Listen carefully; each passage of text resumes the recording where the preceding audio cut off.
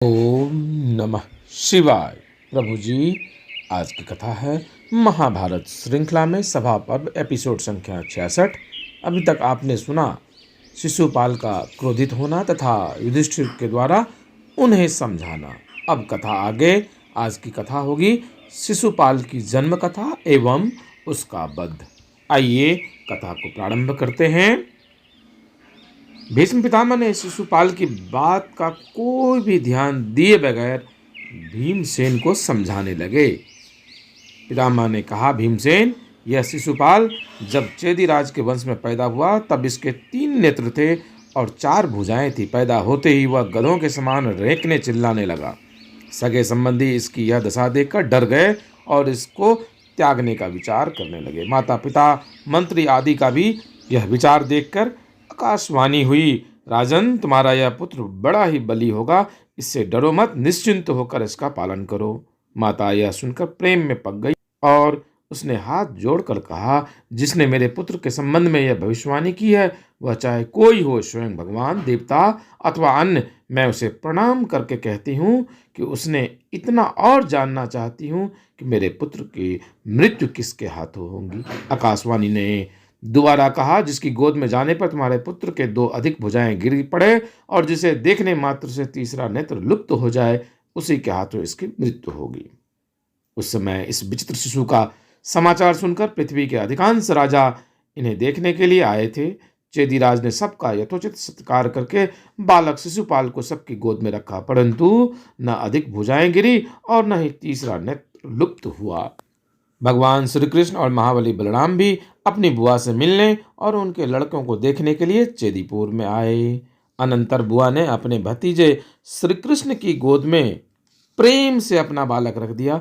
उसी समय उनकी अधिक 2 भुजाएं गिर गई और तीसरा नेत्र भी गायब हो गया। शिशुपाल की माता व्याकुल एवं भयभीत होकर श्री कृष्ण से कहने लगी, कृष्ण, मैं तुमसे डर गई। तुम भयभीतों को अभय देते हो, इसलिए मुझे एक वर दो। तुम मेरी ओर देखकर शिशुपाल के सारे अपराध क्षमा कर देना, बस मैं केवल इतना ही वर मांगती हूँ। श्री कृष्ण ने कहा, बुआ जी, तुम शोक मत करो, मैं तुम्हारे पुत्र के ऐसे ही 100 अपराध भी क्षमा कर दूंगा जिनके बदले इन्हें मार डालना चाहिए। भीष्म जी ने कहा, हे भीमसेन, यह कुल का कलंक अब काल के गाल में है, परंतु इसे पता नहीं कि कुछ ही क्षणों में श्री कृष्ण अपने इस तेज को ले लेना चाहते हैं। भीष्म की बात सुनकर शिशुपाल से सही नहीं गई। वह क्रोध से जलकर कहने लगा, भीष्म, तुम भाट के समान बार बार जिसका गुणगान कर रहे हो वह कृष्ण क्यों नहीं मुझ पर अपना प्रभाव दिखलाता। भीष्म पितामह ने कहा, शिशुपाल, तू कहता है कि मैं राजाओं की दया से जीवित हूं, परंतु मैं इन राजाओं को तृण के बराबर भी नहीं समझता। श्री कृष्ण को युद्ध के लिए तुम ललकारते क्यों नहीं। शिशुपाल जोश में आकर श्री कृष्ण की ओर रुक करके बोला, कृष्ण, मैं तुम्हें ललकारता हूँ। शिशुपाल की बात समाप्त होने पर भगवान श्री कृष्ण ने बड़ी गंभीरता से मधुर शब्दों में कहा, राजाओं, अपनी बुआ की बात मानकर मैं अब तक सहता रहा। आप लोगों की उपस्थिति में यह कैसा व्यवहार कर रहा है, आपके अनुपस्थिति में इसने क्या किया होगा, उसे मैं कदापि सहन नहीं कर सकता। श्री कृष्ण जी ने चक्र का स्मरण किया।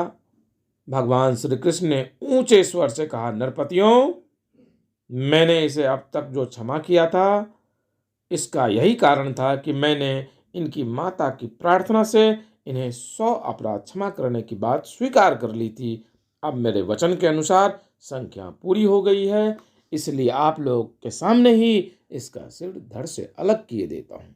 भगवान श्री कृष्ण ने यह कहकर बिना विलंब उसी चक्र से शिशुपाल का सिर काट डाला और सब लोगों के देखते देखते ही वह वज्रविद्ध पर्वत के समान धराशायी हो गया।